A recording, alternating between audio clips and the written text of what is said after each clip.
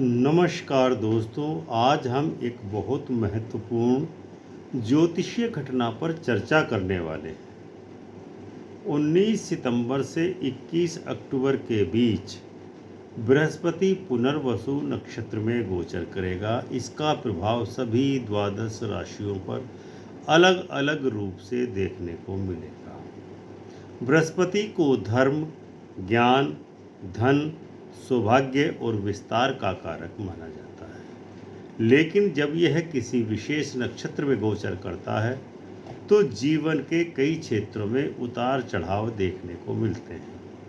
कुछ राशियों को आर्थिक लाभ मिलेगा, कुछ के पारिवारिक रिश्तों में मधुरता आएगी, तो कुछ राशियों को मानसिक तनाव या स्वास्थ्य संबंधी समस्याएं झेलनी पड़ सकती हैं। ऐसे में बृहस्पति ग्रह के प्रभाव को संतुलित करने के लिए उचित उपाय करना जरूरी हो जाता है। आज हम आपको बताएंगे कि इस गोचर का बृहस्पति ग्रह के आपके जीवन पर क्या असर पड़ेगा और कौन कौन से सरल लेकिन प्रभावशाली उपाय अपना करके आप इस समय को सकारात्मक बना सकते हैं।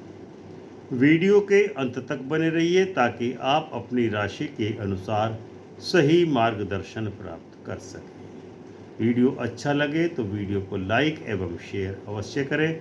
चैनल को सब्सक्राइब करके बेल आइकन का बटन दबाकर ऑल का ऑप्शन अवश्य चुनें। भारतीय ज्योतिष शास्त्र में नक्षत्रों का अपना एक विशेष स्थान है। बृहस्पति ग्रह का पुनर्वसु नक्षत्र में प्रवेश एक महत्वपूर्ण ज्योतिषीय घटना है जिसका प्रभाव संपूर्ण समाज, आर्थिक स्थिति, व्यक्तिगत जीवन और आध्यात्मिक प्रवृत्तियों पर निश्चित रूप से पड़ता है। आज के इस वीडियो में पुनर्वसु नक्षत्र का परिचय, बृहस्पति के महत्व और गोचर का विस्तार, मेष से मीन राशि तक द्वादश राशियों में पर इसका समग्र प्रभाव, संभावित दुष्प्रभाव, उपाय तथा आध्यात्मिक संदेशों पर हम गहन चर्चा करेंगे।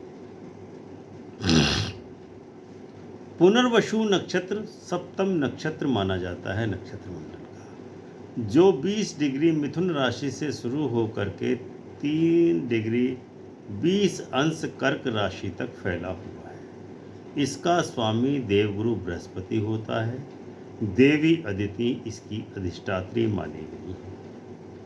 पुनर का अर्थ है फिर से या पुनः, और वसु का अर्थ है समृद्धि। यह नक्षत्र जीवन में पुनर्निर्माण, नवीनीकरण और आशावाद का प्रतीक माना जाता है। इसका प्रतीक धनुष है जो लक्ष्य साधने और परिश्रम करने और उन्नति का संकेत देता है। 4 पदों में विभाजित, प्रत्येक पद का नवांश और फल अलग अलग है।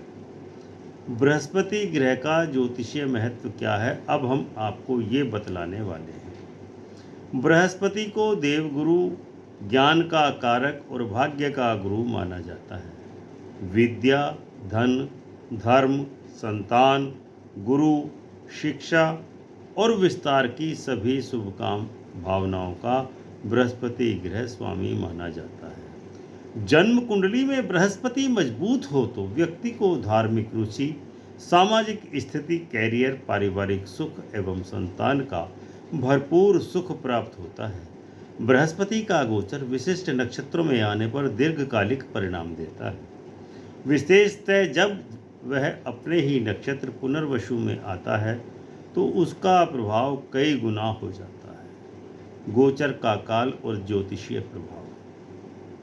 2025-26 में बृहस्पति का पुनर्वसु नक्षत्र में प्रवेश 13 अगस्त 2025 से शुरू होकर के 11 जून 2026 तक ग्रहों के बीच शक्ति सामंजस्य, समाज में बड़ी परिवर्तनशीलता, ऊर्जा, शिक्षा, धर्म, परिवार, आर्थिक इत्यादि को प्रभावित करने वाला है। यह अवधि अनेक लोगों के लिए दूसरी सुबह जैसी देखी जा सकती है, जिसमें खोई हुई सफलता की वापसी, रचनात्मकता, बौद्धिक क्षमता, पारिवारिक सुख और आध्यात्मिक दिशा का पुनर्नवीकरण होता है। नक्षत्र और राशियों की संरचना। पुनर्वसु नक्षत्र के 4 पद मेष, वृषभ, मिथुन, कर्क, नवांश में निम्न प्रकार प्रमुख गुण प्रदान करते हैं। प्रथम पद मेष राशि में गुण साहस और विश्वास। द्वितीय पद वृषभ राशि में भौतिक सुख और पारिवारिकता। तृतीय पद मिथुन राशि में संवाद रचनात्मकता। चतुर्थ पद कर्क राशि में भावुकता, सेवा एवं संवेदनशीलता का गुण समाविष्ट होता है। द्वादश राशियों पर बृहस्पति पुनर्वसु गोचर के प्रभाव का फल क्या होगा, अब हम आपको वह बताने वाले हैं। राशि क्रम की पहली राशि मेष राशि। मुख्य प्रभाव भाग्य, कैरियर में नई शुरुआत, रचनात्मक कार्यों में उन्नति, आय के स्रोत खुलेंगे। कष्ट क्या हो सकते हैं? जल्दबाजी, क्रोध या गलत निर्णय ले सकते हैं। उपाय क्या हैं? गुरुवार को पीला वस्त्र धारण करें, विष्णु जी को पीला पुष्प चढ़ाएं, गुरु मंत्र ओम ब्रंग बृहस्पत्ये नमः मंत्र का जाप करें। राशि क्रम की दूसरी राशि है वृषभ राशि।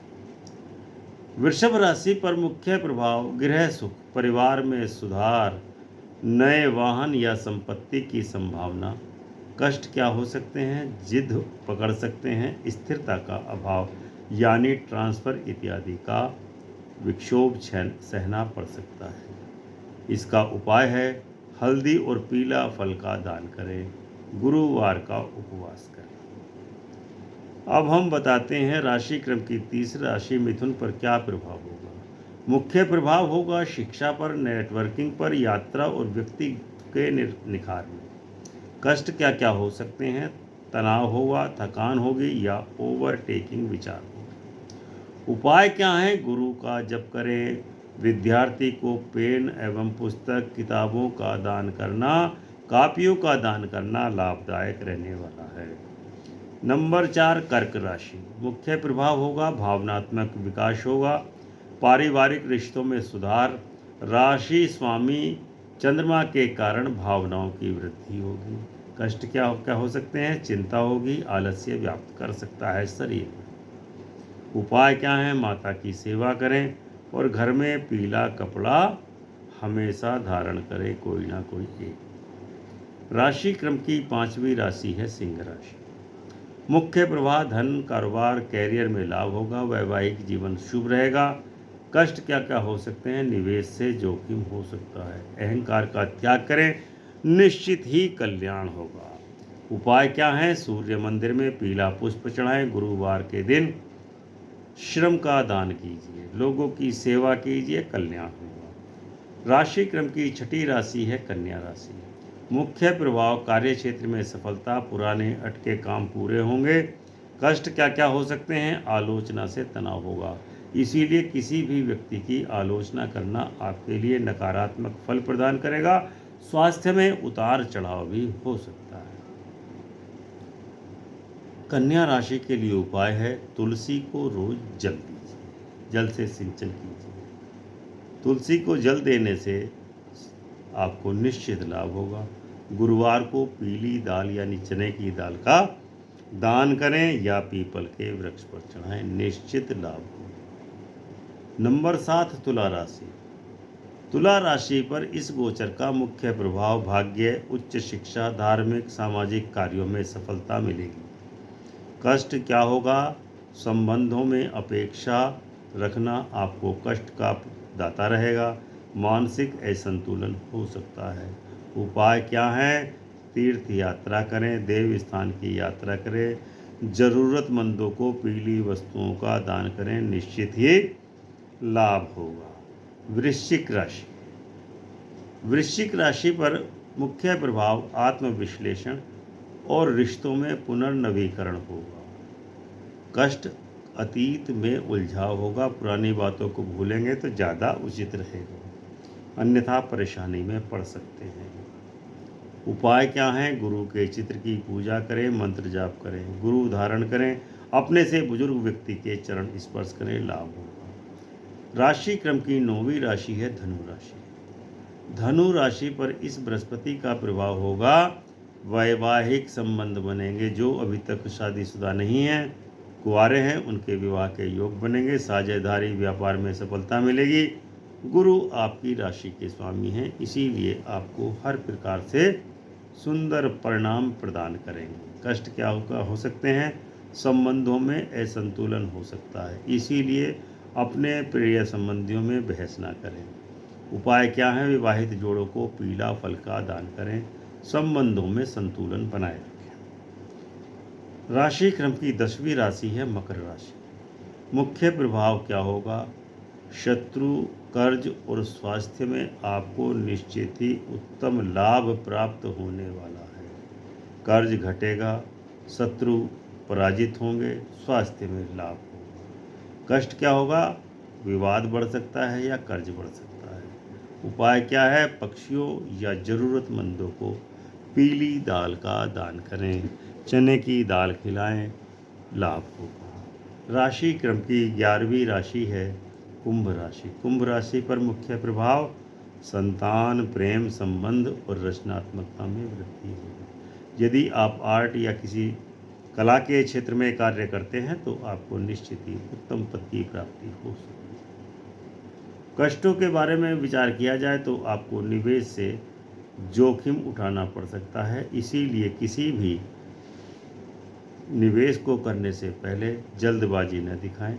शांति से, विवेक से निर्णय लें, तभी निवेश में लाभ हो सकेगा। उपाय क्या है? विष्णु सहस्त्र नाम का पाठ करें, विष्णु जी को हल्दी दान करें, पीली वस्तुओं का दान करें। राशि क्रम की अंतिम और 12वीं राशि है मीन राशि। मीन राशि पर इस गोचर का प्रभाव पारिवारिक सुख संपत्ति का लाभ मिलेगा, मानसिक शांति की प्राप्ति होगी।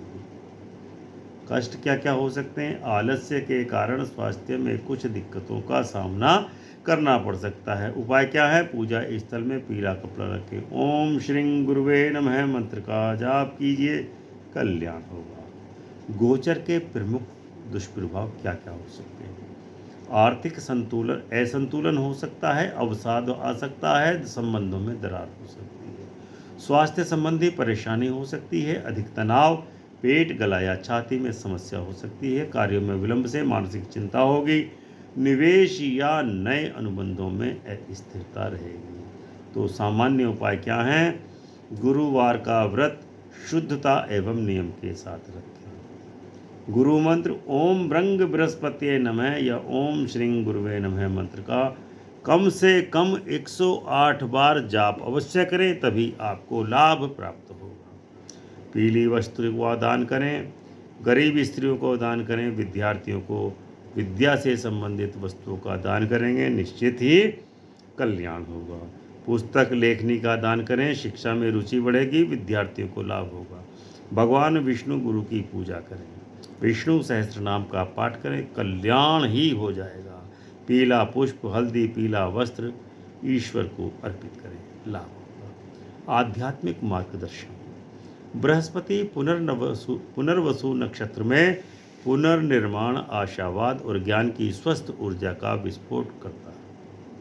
अगर व्यक्ति स्वावलंबी, ईमानदार, धर्मनिष्ठ, गुरुजनों का सम्मान करने वाला है तो उसे गोचर अत्यंत शुभ मिलने वाला है। आध्यात्मिक दान पुण्य, परिवार की सेवा, अहंकार छोड़ने को प्रोत्साहन प्राप्त होगा। भाग्य और सफलता जीवन में लौटने का योग बन रहा है। बृहस्पति का पुनर्वसु नक्षत्र में गोचर जीवन में नव ऊर्जा, आशा, संपत्ति और ज्ञान प्रदान करेगा। हर राशि पर उसके सकारात्मक और कुछ चुनौतीपूर्ण प्रभाव पद, भाव और व्यक्तिगत कुंडली के अनुसार विशेष रूप से प्रकट होते हैं। उचित उपाय करने से दुष्प्रभाव कम किए जा सकते हैं। जीवन में स्थायी सफलता, सुख, समृद्धि और संतुलन पाया जा सकता है। पुनर्वसु नक्षत्र का यह काल बुद्धि, धर्म और आत्म उन्नति की दिशा में सबसे शुभ कालों में से एक माना गया है। इसका सत्कार्य, सकारात्मक सोच, साधना, सेवा से भरपूर लाभ उठाना चाहिए। तो दोस्तों, मित्रों, दर्शकों, आपने देखा कि बृहस्पति का पुनर्वसु नक्षत्र में गोचर आपके जीवन को प्रभावित करने वाला है विराट स्वरूप। कुछ राशियों के लिए ये समय विशेष रूप से कुछ उत्तम अवसर लेकर के आ रहा है, तो कुछ के लिए चुनौतियां भी सामने आ सकती हैं, लेकिन घबराने की बिल्कुल भी ज़रूरत नहीं है। सही उपाय और सकारात्मक सोच से हम ग्रहों के प्रभाव को पूरी तरह संतुलित कर सकते हैं। आप अपनी राशि के अनुसार बताए गए उपायों को अपनाइए। ध्यान रखिए कि मानसिक और आध्यात्मिक संतुलन बनाए रखें और कठिन समय में धैर्य व विश्वास के साथ ही आगे जीवन में आगे बढ़ें। अगर आपको यह जानकारी उपयोगी लगी हो तो वीडियो को लाइक एवं अपने दोस्तों तथा परिवार के साथ शेयर अवश्य करें। चैनल को सब्सक्राइब करके घंटी का बटन दबाकर ऑल का ऑप्शन अवश्य चुनें, ताकि आप ज्योतिष की हर नई जानकारी से अपडेट होते रहें। हमें कमेंट में अवश्य बताइए कि आपकी राशि कौन सी है और आप किस तरह से उपाय अपनाना चाहेंगे। हम आपके सवालों का जवाब देने के लिए हर समय तैयार हैं। धन्यवाद। प्रेम से बोलिए जय सिया राम।